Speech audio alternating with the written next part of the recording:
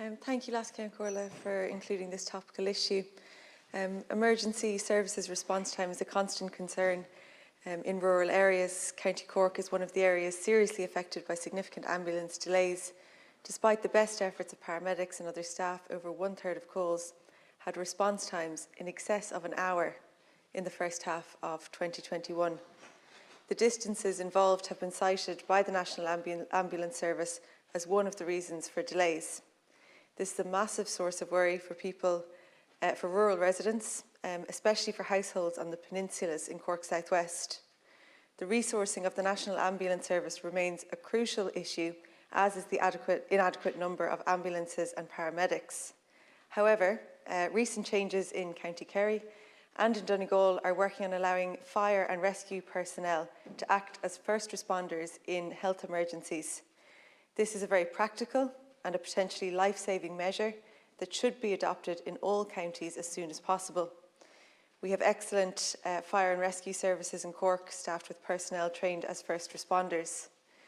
It makes sense that they would be deployed in cases where ambulances will be delayed or immediate attention is required for instances like cardiac arrests.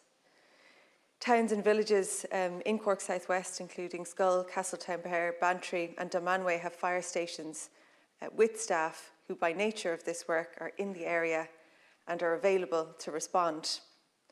This matter has been brought to my attention by such staff who are eager to assist those in need in their locality. They're motivated to save lives. Government should respond accordingly. I'm seeking that the government pursues this as a national policy. I appreciate that it's a complicated issue across government departments, local authorities and public and voluntary bodies. However, given the potential benefit of this policy, it should be rolled out in every county. Furthermore, it is a common sense approach that effectively uses the resources that are already available. This move would not only potentially save lives, but also provide comfort to the people of West Cork and other rural areas. It's not about replacing the ambulance service, but supplementing them with trained professionals who are already in the area. They are a backup when it is clear that an ambulance will be delayed. It's about getting first responders to people in need while the ambulance is on the way. The Minister for Health and the Minister for Housing and Local Government should take leadership on this issue. Kerry and Donegal are ahead of the curve on this, showing that it is possible. Also, there are similar changes being proposed in Northern Ireland after a pilot scheme in 2016. Minister, instead of the National Ambulance Service having to separately engage with all relevant bodies, local authorities and all of those things individually, can the government not step in here with the line ministers providing a forum or a mechanism for a coordinated approach, bring all the stakeholders together and make it happen?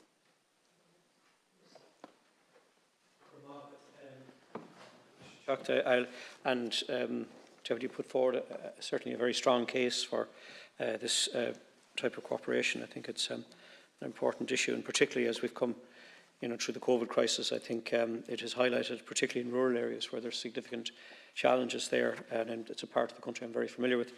I just should give a response on behalf of the department, if that's okay.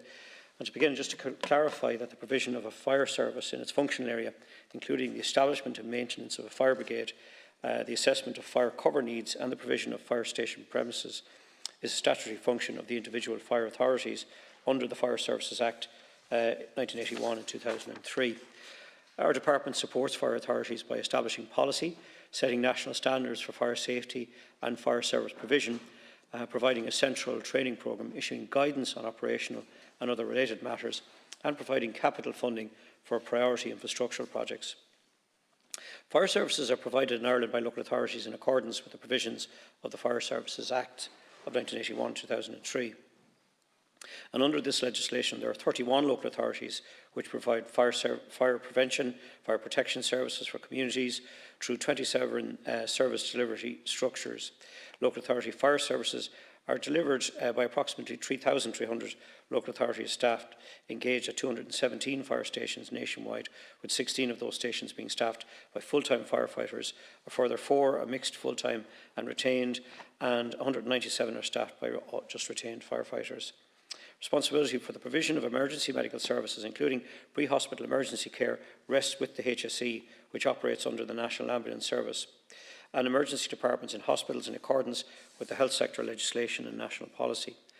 Fire authorities created under the Section 10 of the Fire Services Act in 1981-2003 are empowered under Section 25 of that legislation to carry out or to assist in any operation of an emergency nature.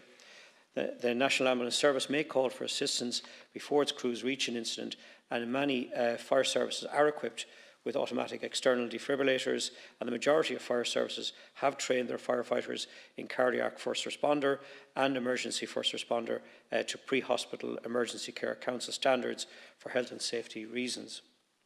Therefore, fire services personnel in many fire stations are already trained and equipped to a standard that could enable them to respond to life-threatening emergencies. Given the infrastructure of fire services around the country, and particularly in rural locations, the retained fire services is well placed to assist the HSE with response to such life-threatening emergency calls.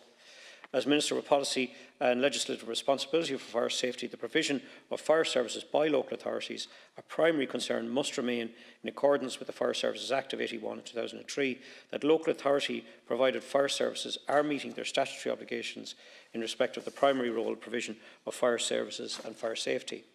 And these responsibilities include the important activity of community and other fire safety initiatives, as well as response to fire and emergency calls such as road traffic accidents, river rescues, chemical or hazardous spills, for example. Fire services generally respond to calls for assistance from external bodies in accordance with protocols operated within the 3 Fire Services Regional Communication Centre.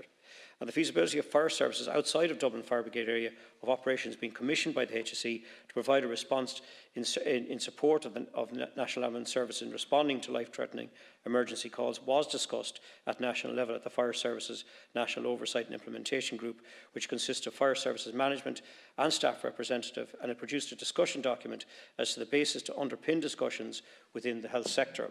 The document was discussed at the Management Board of the National Directorate for Fire Emergency Management in July 2018, where a number of issues, including the transfer of risk and mechanisms for funding, was raised, and these remain as items of discussion within the Department of Health.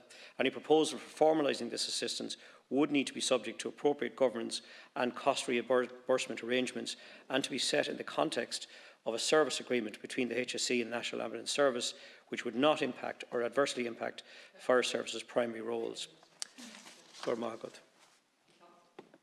Thanks for your reply, Minister, and for your overview of the situation. I think this is a sensible policy with the potential to save lives and make a real difference in dispersed communities in rural areas. The National Ambulance Service is pursuing this approach, and many fire and rescue personnel support the idea.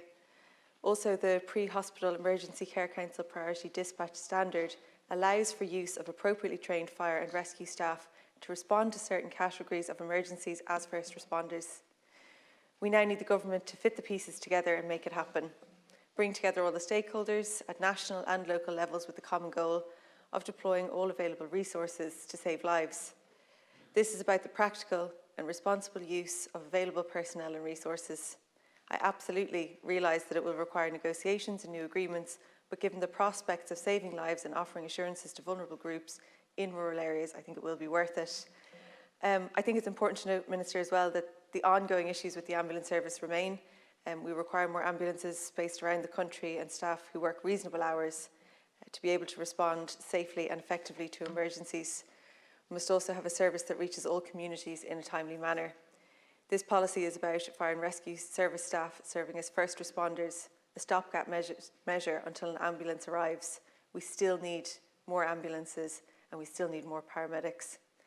I urge you to bring this matter up with the relevant Cabinet Ministers and to please push this policy as a really practical intervention for rural communities and surely all communities. Thank you.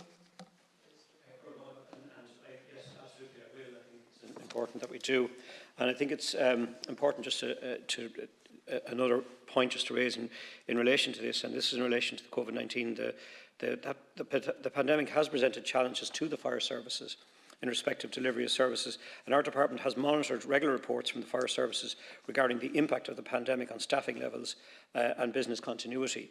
And in recent weeks, in line with trends among the general population, fire services have experienced heightened disruptions due to the transmissibility of COVID-19 Omicron variant and close contacted related staff absences. This will be temporary, of course. and fire service management have employed a range of tools to limit disruptions to service. So following a government mandate in late December 2021 authorising the use of voluntary derogation exempting fire services staff from COVID-19 close contact isolation requirements under strict conditions, our department built the derogation into a broader suite of updated guidance and contingency measures for fire service management. And this was to ensure the ongoing provision of fire services amid the highest rates of the pandemic infection since the onset of the pandemic.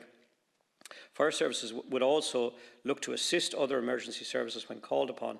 However, there currently exists no formal arrangements between fire services and the HSE and the National Ambulance Service to provide a first response service nationally, and fire services are under no statutory responsibility to provide those services on behalf of another service. Nonetheless, I think you're after raising an important issue here, and as you outlined, the examples in Kerry and Donegal, I think, should be given consideration. And to say that the HSE and National Ambulance Service were in correspondence with the Chief Fire Officers Association to explore the willingness and the ability of the retained fire services to offer support to the National Ambulance Services during November 21. So there is a precedent there, and I think, as I said, you've raised an important issue that I will take back to the relevant ministers.